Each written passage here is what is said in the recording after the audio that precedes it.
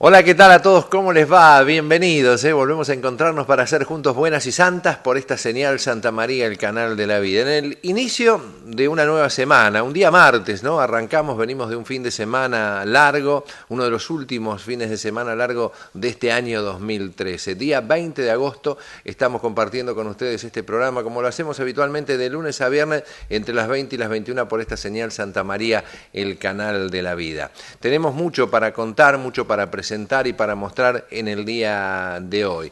Vamos a agradecer a todos aquellos que se están comunicando con nosotros al 4512-3807, aquellos que nos escriben a esta nueva dirección de correo electrónico que es buenasysantastv@gmail.com, y también a los que por Facebook ingresan a este nuevo Buenas y Santas TV en Facebook y nos dejan comentarios, opinan, dejan mensajes. Y tenemos muchos de ellos amigos como Valeria Selva, como Estela Herrera Gramajo, que le mandamos un beso enorme, a María Delia Ferru, vamos a algunos mensajes como Ceci Fabro, Lola Flores, Gloria Santillán, bueno, muchos amigos que nos van descubriendo en esta nueva forma que tenemos para llegar a su hogar, que es Facebook. Busque en Facebook, tiene algún amigo, algún conocido que la pueda ayudar si se le hace difícil, porque ahí estamos subiendo las fotos que ustedes nos envían, mucho material, los programas que hacemos todos los días, las notas interesantes, correos electrónicos, o sea, subimos todo lo que sea necesario para que usted esté un poco más cerca de nosotros.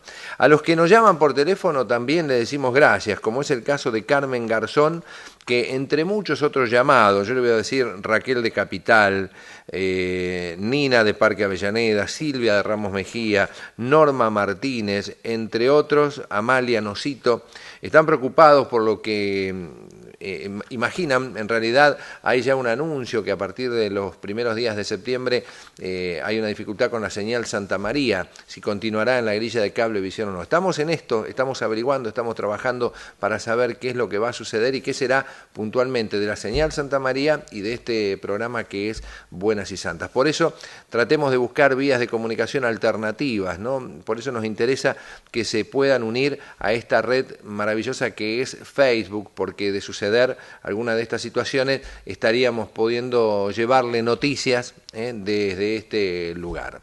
Buenas y santas, decíamos, por la señal Santa María del canal de la vida, gracias a los que nos llamaron, también a esta amiga de Morón Sur, que nos pide por Marta Molina, sometida a una cirugía, nos piden por su salud, bueno, y el tema que le preocupa es la pérdida de la familia, la pastoral del duelo que muchas veces estuvo presente en el grupo Resurrección, y estamos comprometidos en este año para traerlo. Los temas difíciles, los temas duros, también se tratan aquí en este programa. Amalia Nosito la habíamos nombrado y pedimos también a Mariana Salaver, esta joven educadora, esta joven docente de la zona sur de Buenos Aires que sigue peleando con una fea enfermedad. Hemos recibido infinidad de llamados que nos dicen sumen en cadenas de oración a Mariana Salaver. Lo estamos haciendo, sin duda alguna, y estamos seguros que la cosa va a salir bien. Queremos alentarlos de corazón, este es nuestro sentimiento y nuestro deseo más amplio. Vamos a entrar en el programa de hoy, tenemos mucho material, hay muchos más llamados, pero si nos quedáramos no vamos a poder poner todo lo que tenemos para mostrar en el día de hoy. Aquellos que nos llaman, que dicen que Buenas y Santas le permite aprender cosas nuevas, que con Buenas y Santas uno está en más cercanía con el Papa Francisco, bueno, justamente de él vamos a estar hablando, del Papa Francisco, que escribió una respuesta a una carta que recibió de una reclusa agradeciéndole por las hostias que ella fabrica en prisión, en esta vida que le está tocando por 7 años, está recluida en una cárcel en Buenos Aires. Le envió una carta al Papa diciendo: yo, Padre Francisco, produzco con mis manos hostias. Le regaló algunas y con esas hostias el Papa Francisco celebró misa. Vamos a ver la nota, por favor.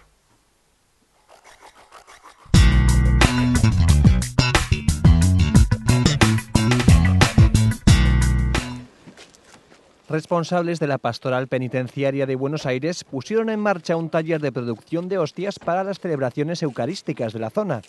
Desde hace varias semanas el Papa Francisco celebra misa en Santa Marta con las hostias elaboradas por Gaby, una reclusa que participa en este programa. Esta mujer se la regaló junto con una carta escrita por ella misma en donde le contaba su historia. Al pontífice le emocionó su caso y le respondió con esta carta manuscrita para agradecerle las hostias. Le asegura que guarda las fotos que le envió y que reza por ella. Gaby asegura sentirse reconfortada y animada para reemprender su vida. El Papa Francisco ya ha manifestado que en la medida de sus posibilidades responderá personalmente a las personas que se dirijan a él. El caso de Gaby es un ejemplo de ello.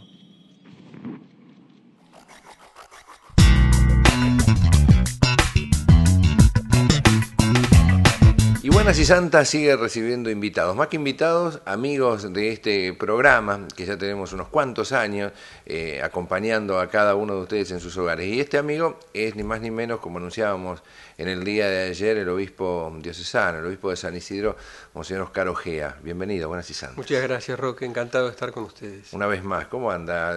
Hace un tiempo que no nos vemos. Tiempitos. Ahora, ¿cuántas cosas han pasado en este tiempito, no? Sí, realmente. Realmente es interesante. Digo, dentro de las cosas interesantes que han pasado, indiscutiblemente el cambio en la diócesis, que es interesante preguntarle, ¿cómo le está yendo en esta diócesis tan importante de la Argentina?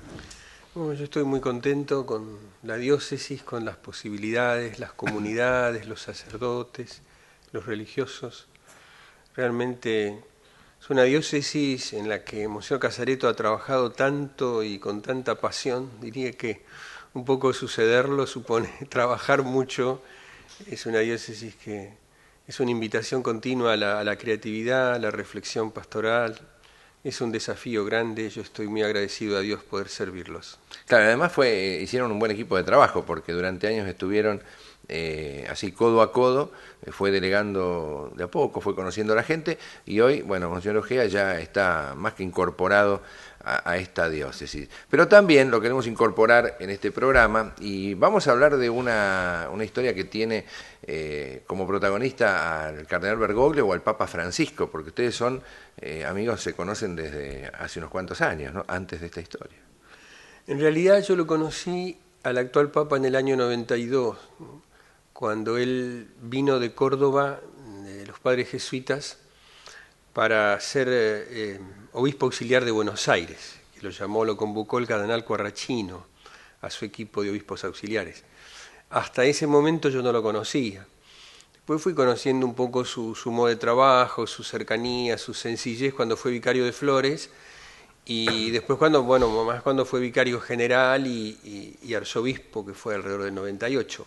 Así que fue mi obispo cuando yo era párroco, y después, me ordenó obispo y trabajé con él 3 años, que fueron muy importantes para mí, ¿no? Para mi vida.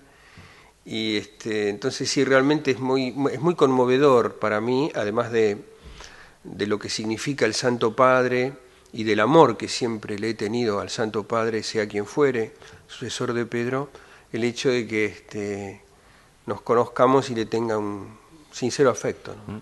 Es interesante esta situación del cardenal Bergoglio y del Papa Francisco. En el programa siempre mostramos material de archivo y hemos encontrado expresiones del cardenal Bergoglio hablando sobre la pobreza, hablando a agentes de Cáritas en su momento, diciendo tenemos que ser austeros, coherentes. Me acuerdo de no hacer esas cenas fastuosas. En algún momento se enojó bien, ¿no? Corrigió una situación, y uno lo escucha, el otro día hicimos esta comparación, uno lo escucha hablando de una iglesia pobre para los pobres, que todos dijeron, wow, ¿no? Qué fuerte lo que queríamos escuchar.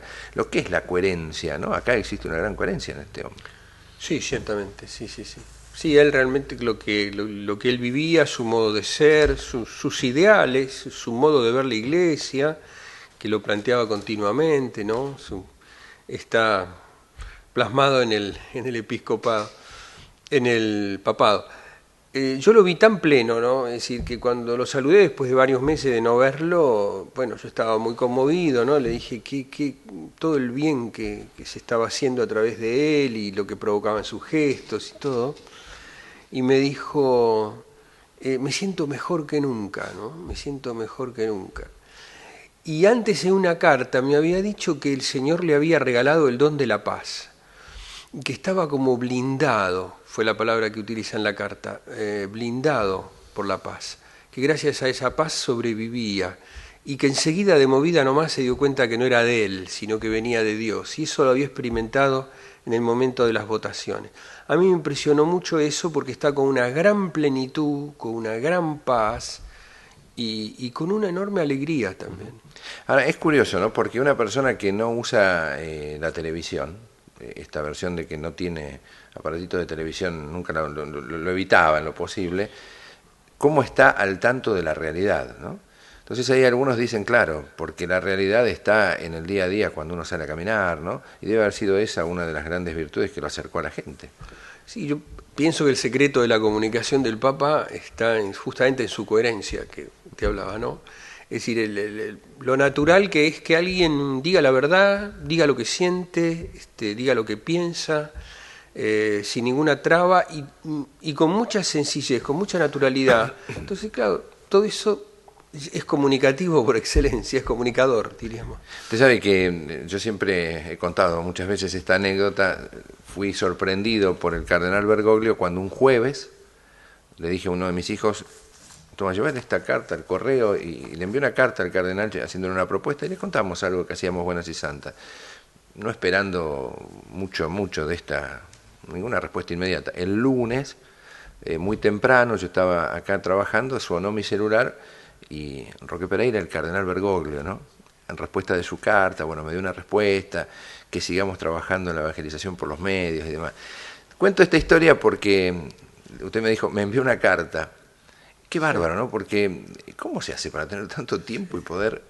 Porque doy fe que fue personal la respuesta. Digamos, él tiene una disciplina de trabajo impresionante, ¿no? Bueno, se acuesta temprano, se levanta muy temprano, hace su oración preferentemente a la mañana, yo esto lo he contado varias veces, pero él se hace su tiempo para las respuestas personales.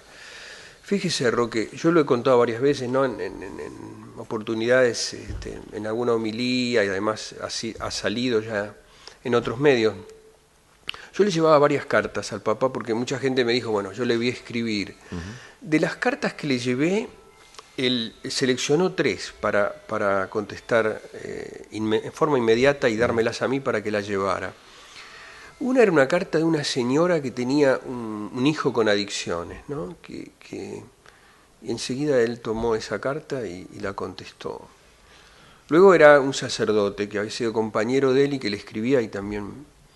Y finalmente la carta de una muchacha que está en la unidad 47 acá en la cárcel de San Martín, que está privada de su libertad, y que es una persona muy visitada y atendida por el equipo que nosotros tenemos de voluntarios en las cárceles, con el padre Jorge García Cuerva, que está haciendo un trabajo extraordinario, ¿no?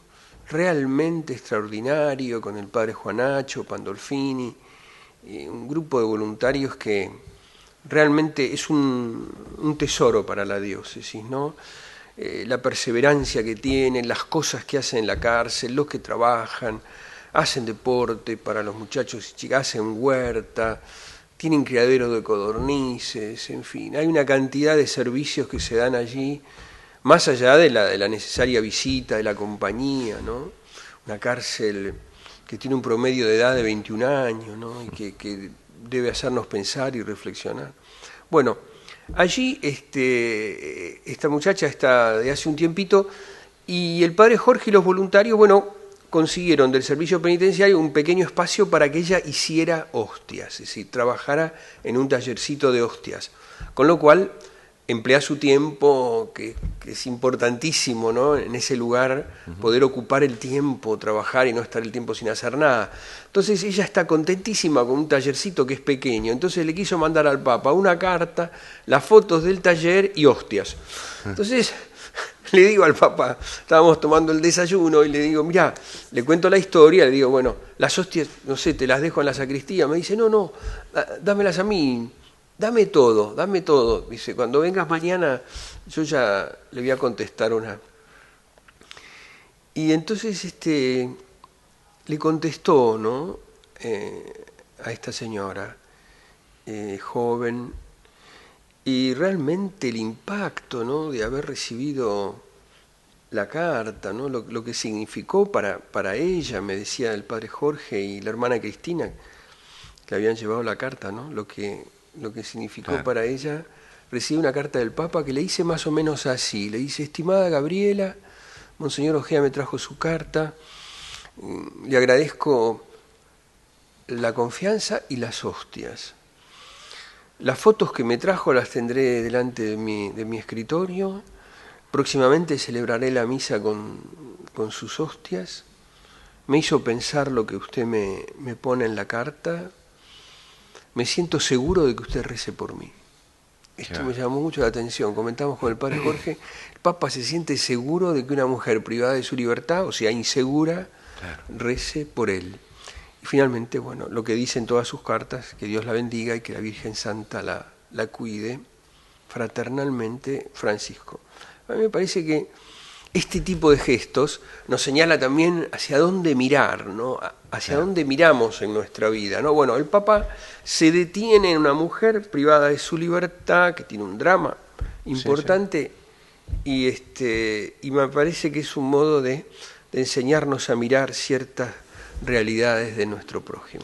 Qué valioso, ¿no? La historia como testimonio es maravillosa, pero digo, qué valioso la enseñanza que da, ¿no? Esto de poder detenernos ante el prójimo, en muchas veces, y en el día se nos cruzan muchas de estas oportunidades, pero vivimos en una velocidad que nos olvidamos de mirar al otro, ¿no? Es verdad. Estamos muy acelerados, ¿no, Monseñor?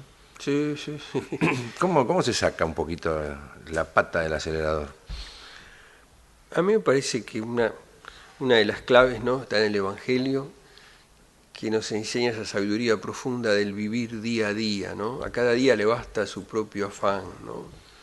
El hecho de querer estar pensando siempre en lo que falta, ¿no? Crea como una angustia de la falta. La angustia es de lo que falta, justamente. Claro. Entonces estamos siempre, bueno, termino esto y mañana, y termino esto y después, ¿no? Entonces estamos más ocupados en el después que en el hecho presente. Bueno, hoy la vida me coloca delante de esta situación. Vamos a ver cómo la enfrento, la resuelvo, qué me dice esta situación, y darle el tiempo que merece esta situación humana, y después, bueno, confiar en el Señor de que podré pasar a la otra, ¿no? Claro. Pero es como entregarse un poco a la vida en un presente, sabiendo que el Señor está en el presente, que ahí el Señor me está hablando, me está diciendo algo y yo tengo que lograr escucharlo, ¿no? Y no puedo estar volteando muñecos, ¿no? Claro. La vida no es voltear muñecos ni tragar sin masticar, ¿no? No se puede hacer eso. Lo bueno es que aparecen estas historias para la humanidad tan importantes, con un jefe de la iglesia, una cabeza de la iglesia, de lo que hablábamos al principio, con una coherencia, con una seguridad, porque el que lo conoció, que usted lo ha visto, yo he vivido esta pequeña, mínima experiencia, ese testimonio le llega a todos, ¿no? Porque uno dice, bueno, este hombre hace lo que dijo siempre y lo que dice ahora, digo, y lo va a seguir. ¿Sabe qué? Recién usted dijo de esta chica en la cárcel, y se me ocurrió rápidamente, me imaginé al padre Ojea, ¿no? Antes de llegar a ser obispo. La pregunta es, si bien las comparaciones de los tiempos fueron siempre difíciles, cada tiempo fue lo más difícil, ¿qué es lo más difícil o cuáles son los puntos que usted entiende que hoy hay que pelear de una manera importante en la sociedad? Digo, ¿no? Porque en aquel momento la droga no era un problema tan serio, por lo menos uno no lo vio, había otro tipo de problemas, pero hoy aparecen realidades que son escalofriantes y que no tenemos mucha experiencia, ¿no? Los padres, digo, y a lo mejor los sacerdotes les pasa lo mismo. ¿Cómo se vive o cuáles para usted los puntos más importantes? Yo diría, en las comunidades, ¿no? Para quien ha presidido comunidades o ha estado en colegios, en muchos años en distintos ambientes de la iglesia, yo diría, aprovechar la vida comunitaria que nos puede regalar la iglesia para poder mirar preferentemente a los jóvenes y poder escucharlos y ver hacia dónde tenemos que ir juntos. Me parece que tenemos que ajustar el dial en nuestros vínculos generacionales, que nos preocupan mucho y los comentamos mucho, pero que nos cuesta dar en el clavo, nos cuesta enfrentarlo, verlo. el tema de la educación es un tema clave, el tema de ¿Le la preocupa? educación, ¿no? Sí, muchísimo. Y después el tema de los pobres. Yo diría, ese es otro tema que, es decir, es como que nuestra sociedad se ha como ha ido anestesiando frente a ciertas realidades, ¿no?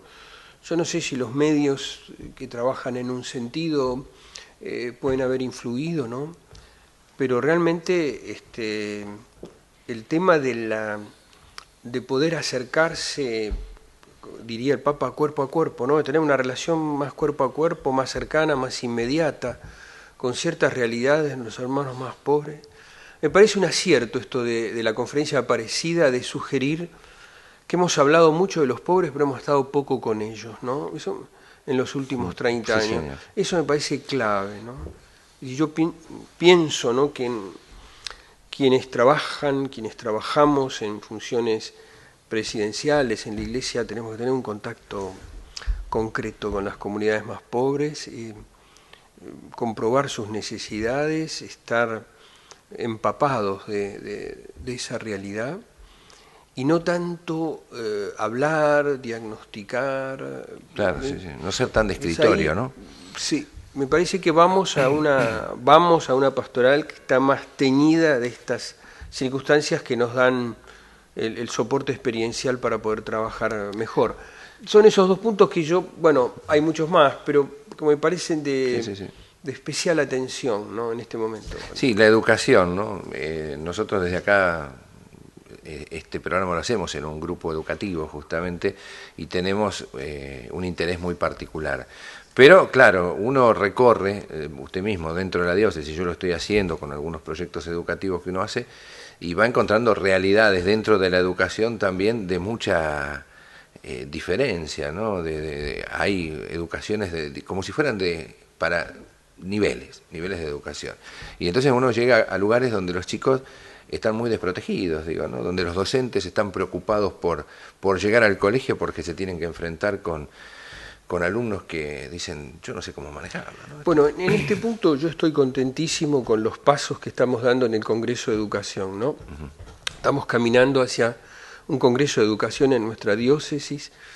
Tenemos muchos colegios, tenemos 57 colegios que son del obispado y es una carga importantísima, y después otros colegios confesionales que no dependen directamente del obispado, o colegios que requieren nuestra presencia, nuestra vida pastoral. Yo recuerdo en una de las parroquias donde estuve, Santa Rosa, que yo iba más a los colegios del Estado que a los colegios nuestros, ¿no?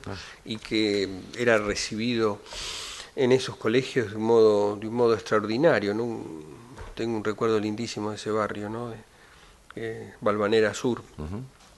Bueno, en realidad, acá el hecho de poder ver cómo los docentes plantean esto y cómo lo planteamos juntos, cómo estamos juntos para afrontar una tarea, recibiendo lo que me puede aportar uno u otro. A mí me parece que este congreso va a dar muchísimo fruto, ¿no? Y va a ayudar mucho. Lo está preparando uno de los vicarios generales de la diócesis, el padre Guillermo Caride, con su equipo de la JUREC, y lo está haciendo realmente muy bien. Usted tiene mucho trabajo. Yo le agradezco tanto que se haya acercado. No, que un gusto para mí poder, aunque sea un ratito, es un placer poder... No, y me gustaría que podamos repetir estos encuentros porque llega a la gente esta manera sencilla que usted tiene de contar las cosas y que podemos hablar así de temas salpicados, ¿no? Sí, así que yo lo voy a liberar, mire, lo voy a dejar, pero me gustaría que cerremos con una reflexión, porque hace poquitas horas nada más esta Madre María, esta maravillosa Virgen que tenemos como madre en la Iglesia, subía a los cielos, ¿no? Y la Madonna, ¿no? Ahora uno ha aprendido mucho del Papa Francisco de italiano, ¿veo? Estamos muy metidos, pero él habla de esta Madonna maravillosa. Me gustaría cerrar con una reflexión suya sobre la madre, sobre la mujer, sobre María y sobre todas estas madres y mujeres que nos miran, porque veo, comentábamos con Monseñor G antes de empezar el programa, son muchas las personas que nos siguen y nos ven, y muchas de estas personas son mamás o abuelas, ¿no? Que tienen grandes preocupaciones, ¿no?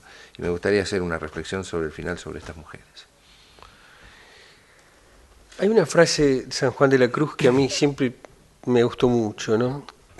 Dice así: Hay uno solo santo y bueno, que es Jesucristo, y María que está siempre junto a Él. Esta frase es sencilla, ¿no? Es como que siempre está, ¿no?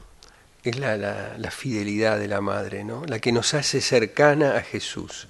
Ella no falta, puede estar nublado para nosotros, podemos estar sintiendo un profundo abandono, podemos sentirnos muy solos, podemos sentirnos muy desalentados, muy desesperanzados, pero la Virgen está allí acompañando a su pueblo. Es como lo mejor de nuestra estirpe, de nuestra condición humana, ¿no? Y bueno, y está ahí como aquella que ha mirado a Jesús, que la ha elegido como madre, pero que ha sido fiel. Otra frase que nos regala Juan Pablo II en su encíclica Redemptoris Mater, ella nos precede en la peregrinación de la fe, ¿no? Ella va adelante, es como, yo la siento como que primero le ha puesto el cuerpo a las balas, ¿no? Y después nosotros podemos confiar en ella porque primero le ha puesto el cuerpo a las balas, ¿no? Uh-huh. Es nuestra, es cercana, es amorosa, es misericordiosa. Yo creo que como tenemos que recurrir a ella, acercarnos a ella con toda confianza y pedirle que nos haga redescubrir el Evangelio de Jesús, que contiene el secreto de nuestra felicidad. Sus palabras, esta Madre Virgen que nunca abandona y sabe de las necesidades de los hombres, ¿no? Ciertamente. Son sus palabras. Gracias, Monseñor Ojea, por haber estado. No, gracias a usted, Roque, que Dios los bendiga a todos. ¿Sí? Y nosotros seguimos, amigos y amigas, con esta propuesta que es Buenas y Santas.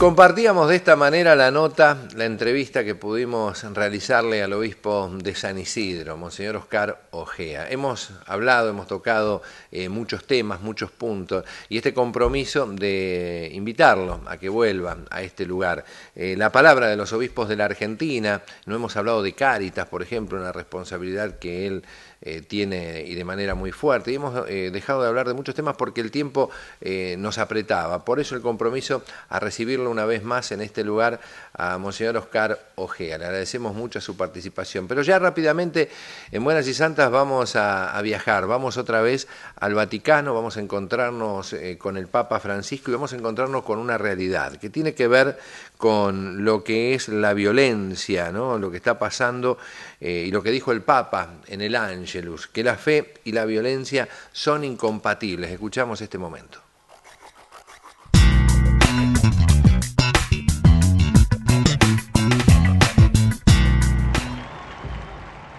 Durante el rezo del Ángelus, el Papa renovó su llamamiento a la paz en Egipto, donde la violencia entre el ejército y los partidarios del depuesto presidente Mohamed Morsi continúa dejando un saldo de cientos de muertos. Continuamos anche a pregare per la pace in Egitto. Tutti insieme, Maria, Regina della Pace, prega per noi. El Papa también hizo referencia a la lectura del Evangelio del día, que precisamente habla de paz y de cómo la violencia es incompatible con la fe. Dijo que el Evangelio explica cómo Jesús marca el criterio para vivir de forma pacífica, vivir para Dios en lugar de para uno mismo, y para servir y no para ser servido. Añadió que vivir pacíficamente no significa ser neutral. Gesù non porta neutralità. Questa pace non è un compromesso a tutti i costi. Seguire Gesù comporta rinunciare al male, all'egoismo e scegliere il bene, la verità, la giustizia. El Papa condenó todas las formas de violencia, asegurando que el Evangelio no autoriza el uso de la fuerza para anunciar la fe. È proprio il contrario. La vera forza del cristiano è la forza della verità e dell'amore, che comporta rinunciare ad ogni violenza. Fede e violenza sono incompatibili. Fede e violenza sono incompatibili.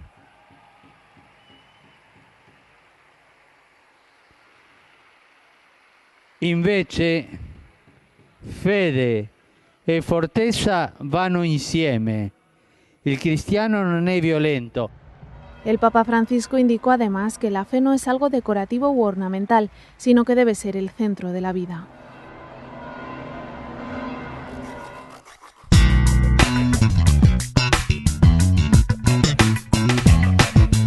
Sin duda es altamente preocupante la situación que está atravesando esa nación, Egipto puntualmente. La violencia que ha cobrado cientos de muertos, los números son realmente muy difíciles de precisar. Hay versiones oficiales y hay versiones que no son las oficiales. Algunos hablan de 600, de 700, otros hablan de miles que se llegarían a los 5.000. La realidad es que la violencia está presente y en las iglesias también hay actos de violencia. Más de 50 iglesias fueron atacadas en estos últimos días en Egipto.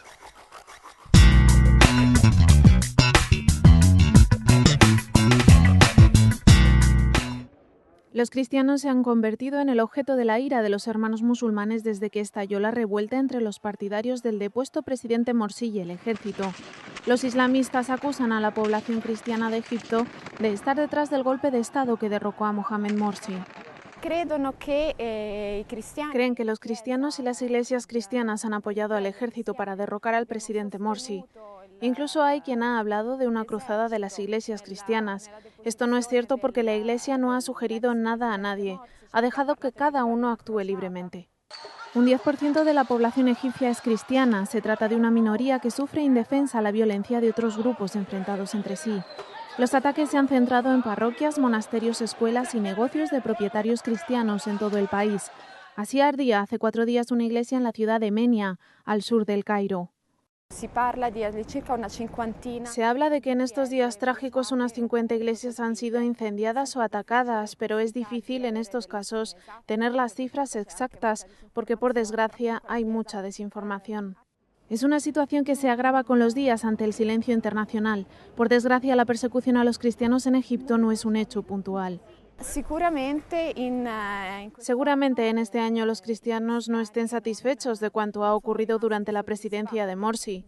Se ha registrado un aumento de la violencia sectaria, de los ataques anticristianos. En los últimos días, el Papa Francisco ha hecho un llamamiento por la paz, el diálogo y la reconciliación en Egipto. María, Regina de la Pace, prega per noi.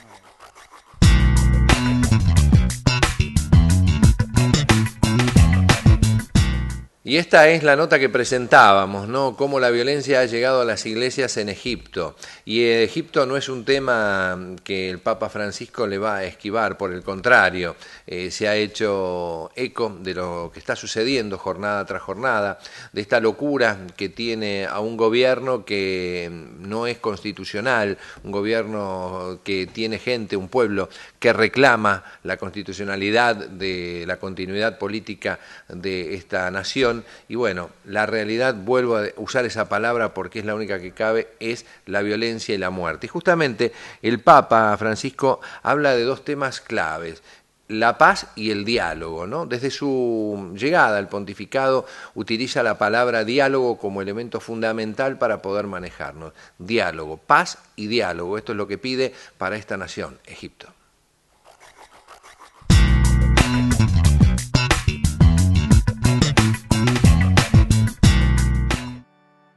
Durante el rezo del Ángelus en Castel Gandolfo, el Papa Francisco manifestó su preocupación por la situación de Egipto, donde en las últimas semanas han proliferado las manifestaciones violentas y las cargas del ejército han provocado ya más de 600 muertos. Giungono purtroppo notizie dolorose dall'Egitto. Desidero assicurare la mia preghiera per tutte le vittime e i loro familiari, per i feriti e per quanti soffrono. Preghiamo insieme per la pace, il dialogo, la riconciliazione in quella cara terra e nel mondo intero. Maria, Regina della Pace, prega per noi. Tutti diciamo, Maria, Regina della Pace, prega per noi. Ante miles de personas que asistieron a la misa para celebrar el Día de la Asunción y después al rezo del Ángelus en la Plaza de la Libertad en Castel Gandolfo, el Papa recordó que se cumplen 25 años de la Carta Apostólica Mulieris Dignitatem sobre la dignidad y la vocación de la mujer, escrita por Juan Pablo II, e invitó a profundizar en el papel de la mujer en la Iglesia. Questo documento è ricco di spunti che meritano di essere ripresi e sviluppati e alla base di tutto c'è la figura di María. El Papa además recordó que cada respuesta afirmativa a Dios, como la de la Virgen María, es un paso hacia el cielo.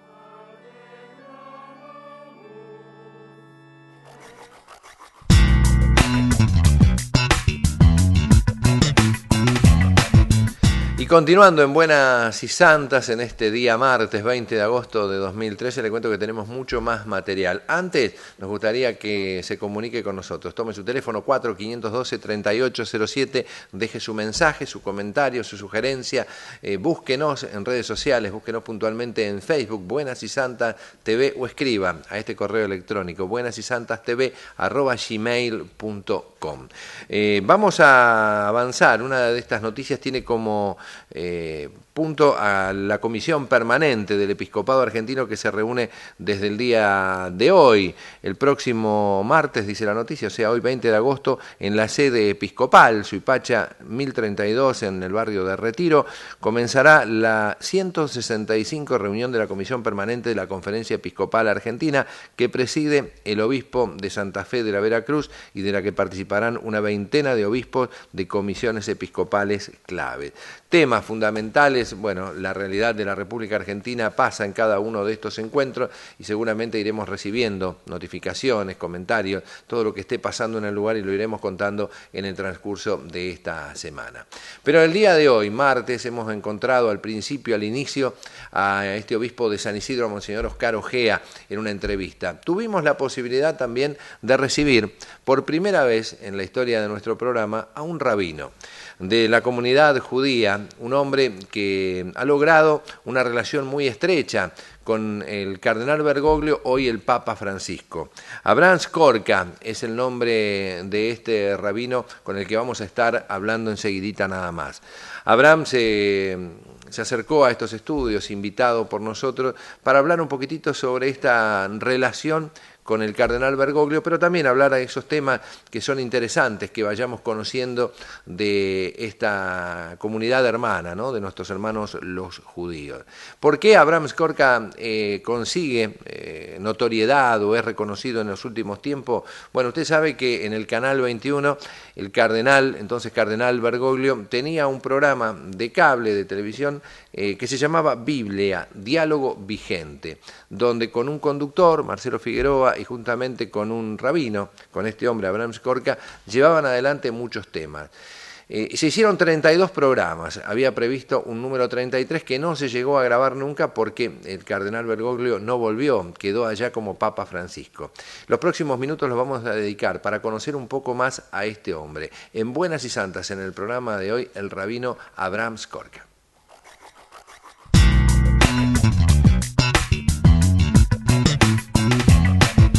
Y en Buenas y Santas tenemos la oportunidad de recibir una persona más que agradable, ¿no? La hemos conocido mucho en este último corto tiempo. Es un rabino, es Abraham Skorka, usted lo conoce, bienvenido a Buenas y Santas. ¿Cómo le va? Muy bien, muchas gracias por haberme invitado. Me encantó porque entró al estudio y vio las pantallas, los plasmas, y lo primero que dijo fue Buenas y Santas, ¿no? Esta expresión tan particular de los argentinos, ¿no? Sobre todo. Así es. ¿Cómo le va? ¿Bien? Muy bien. Cuénteme un poquitito, yo decía esto, ¿no?, que ha cobrado mucha fuerza su nombre, como el Figueroa, y bueno, ante esta exposición en un programa de televisión con el cardenal Bergoglio, ¿no? ¿Cómo nace este encuentro entre un cardenal, un rabino, ¿no? ¿Cómo se logra unir y decir, bueno, juntos además vamos a hacer un programa de televisión para que llegue a la gente, ¿no? Nuestra amistad comienza a formarse. Amistad requiere conocimiento, no hay una amistad sin un conocimiento. Bíblicamente hablando, tampoco hay amor sin conocimiento.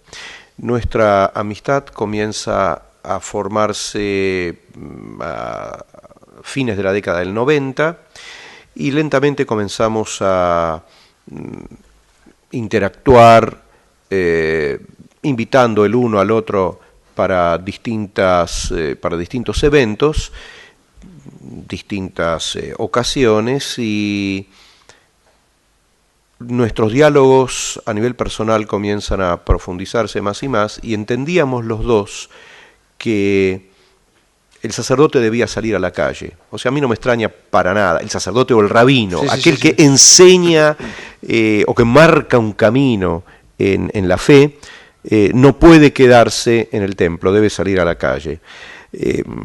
Lo que en este momento está predicando y haciendo, y no es ninguna novedad, era la materia en común nuestra. Y pensábamos acerca de publicación de artículos, escribimos un libro de diálogos, previo a ello un libro sobre cuestiones religiosas que se llama Hacia un mañana sin fe. Uno de los que lo prologan es el entonces arzobispo de Buenos Aires. Él estuvo en la presentación del libro. Cuando él tiene que elegir a alguien para que prologue el libro donde se relata su vida, en el jesuita, me elige a mí, claro. Cosa que es un acto impresionante. Y después, muy fuerte.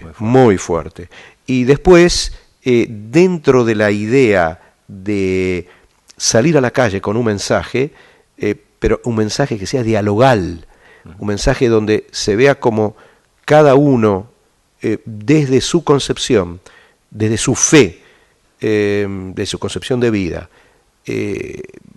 Bergoglio desde el catolicismo, yo desde el judaísmo, y aquel que nos coordinaba en el programa Figueroa como evangélico,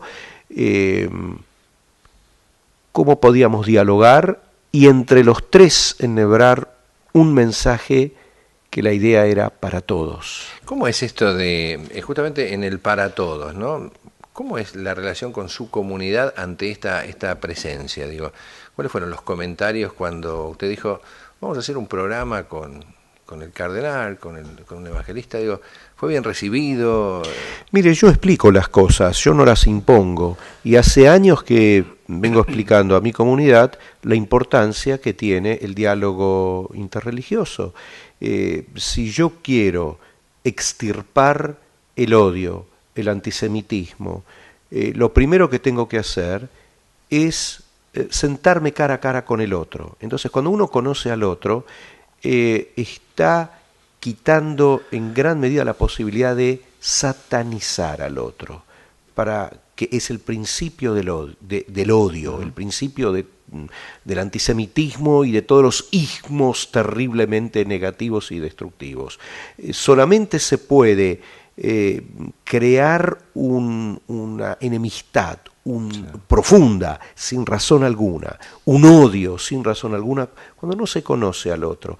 Esto es de larga data que vengo enseñando en mi comunidad y por supuesto que lo aceptaron muy gratamente. No se olvide que en el año 2005 y 2007, para cierto momento religioso muy especial, antes de la gran festividad que significa desde el punto de vista espiritual, que es nuestro año nuevo, es un momento Rosh Hashanah muy, muy espiritual, al 10º día está el día del perdón. Entonces tenemos un cierto rezo preparatorio. Lo invité 2 veces al entonces arzobispo de Buenos Aires, el cardenal Bergoglio, y él nos dio un mensaje de salutación para esa ocasión. El templo estaba lleno, claro. Como se suele decir, de bote en bote. Sí.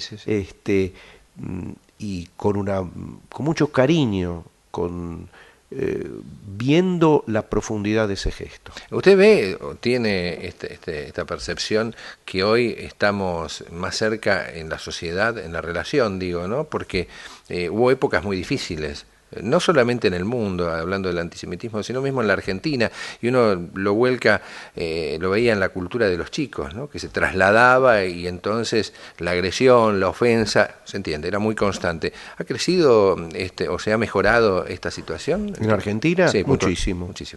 Muchísimo. Hubo muchos que trabajaron para avanzar en este terreno.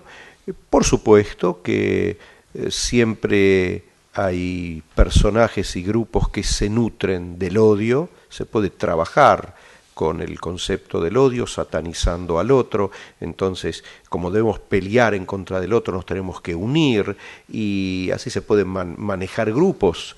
Sabemos muy bien, en base al nazismo, al fascismo, lo que el odio puede, cómo se pueden erigir estructuras en base al odio.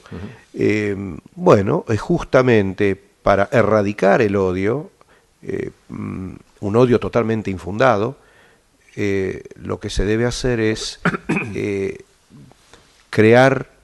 pavimentar un camino de diálogo. Y esto hubo muchos que trabajaron mucho y muy bien en nuestro medio, religiosos, utilizando un término católico, diría laicos también, claro. Religiosos, no tan religiosos, políticos, que se comprometieron muchísimo con la cuestión del diálogo y dejaron una impronta muy importante en nuestro medio. Estamos muy bien a ese nivel. Lástima que a nivel político no logramos lo mismo. Claro, bueno, ese es el problema, pero es el problema de todos los argentinos indiscutiblemente, ¿no? ¿Sabe qué? Estaba previsto un programa número 33, sí, que nunca llegó a realizarse entre ustedes con el cardenal Bergoglio por este motivo, ¿no? Él viajó para volver. Había fecha de agenda, ya estaba agendada, ¿no? Es verdad. Fue marzo. Y lo que pasó, incluso una vez lo pospusimos,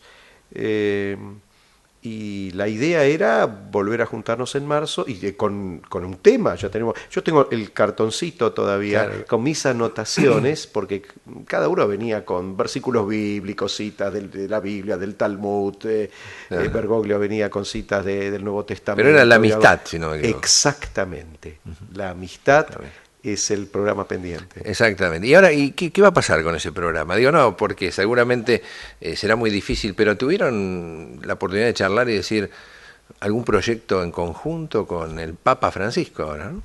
No, de hecho estoy en contacto con él, muy bien en contacto, y hablamos de distintos temas, hasta, entre comillas diría, proyectos, cosas que queremos hacer juntos. Sabemos que el camino, tal vez diría, recién empieza en una nueva etapa, y ese programa, bueno, hay cuestiones técnicas que ya dependen de la estructura del Vaticano, pero... Claro, ha cambiado un poco la cosa.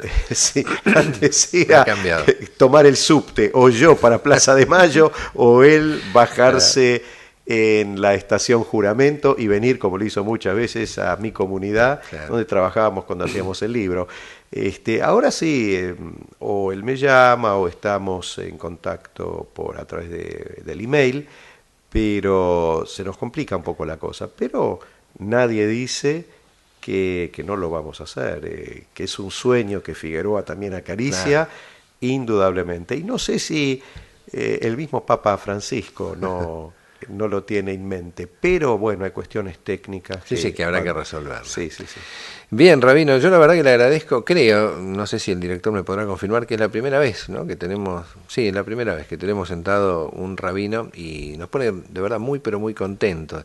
Y me gustaría, así como le digo esto, dejar la puerta abierta, ¿no?, para que sepa que también este medio, que tiene un nombre así tan querido por el argentino, Buenas y Santas, lo tome como propio y cada vez que venga sea entendido como bienvenido, y utilizar este espacio. ¿Sí? Mire, el concepto de santidad, si me permite, un segundo más. Por favor. El concepto de santidad es bíblico, y nosotros entendemos el concepto de santidad como luchar con nuestros propios instintos, elevándonos en espiritualidad y a través de ello asemejándonos a nuestro Creador. Como dice el versículo, santos, Levítico 19:2, santos sean porque santo soy yo, vuestro Señor. Y así que Buenas y Santas, un judío lo lee de acuerdo a su manera, y está cerca. Y está cerca nuestro también. Bueno, gracias de verdad, una vez más. Gracias a ustedes. Nosotros seguimos adelante con Buenas y Santas.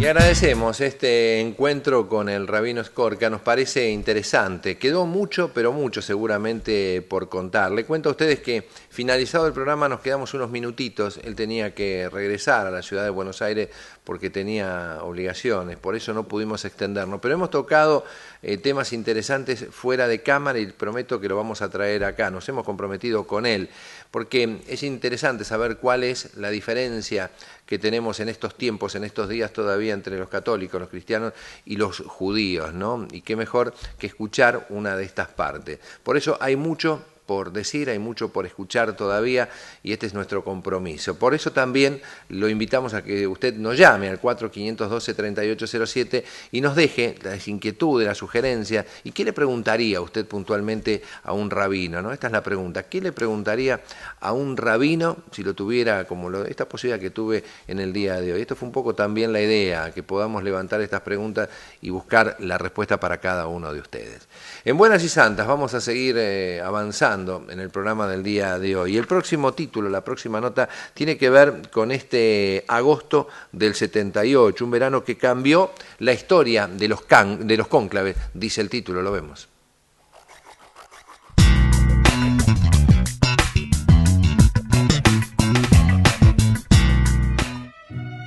Con unas temperaturas que se salen de los termómetros, estar en agosto en Roma es toda una proeza. No en vano a este mes se le llama Ferragosto por la dureza de su calor. Precisamente hace 35 años los cardenales vivieron uno de los veranos más intensos en la historia reciente de la Iglesia, con 2 cónclaves en poco más de un mes, el que eligió a Juan Pablo I y el que eligió a Juan Pablo II. La Casa Santa Marta no existía y los cardenales electores pasaron por auténticos apuros.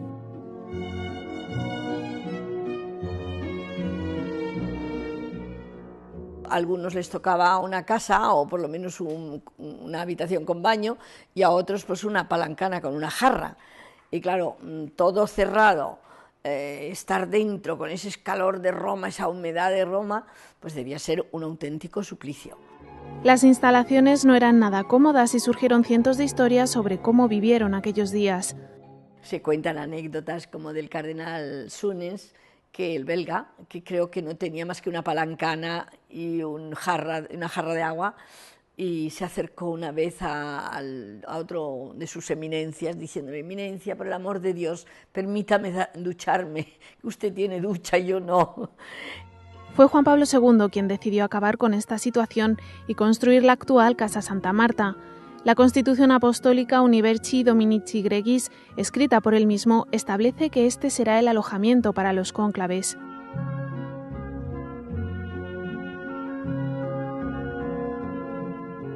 El documento además supuso una mejora en el proceso de elección de los papas.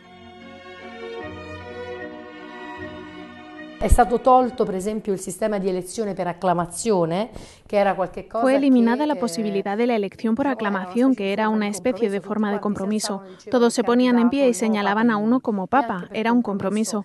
Era una forma antigua de entender el cónclave. Así, lo que permanece es el sistema por escrutinio, con la mayoría de 2/3. Ed è rimasto solo il sistema per scrutinio con la maggioranza dei 2/3. Al menos aquellas penurias por las que pasaron los cardenales en 1978 sirvieron para mejorar en la forma y en el fondo los siguientes cónclaves.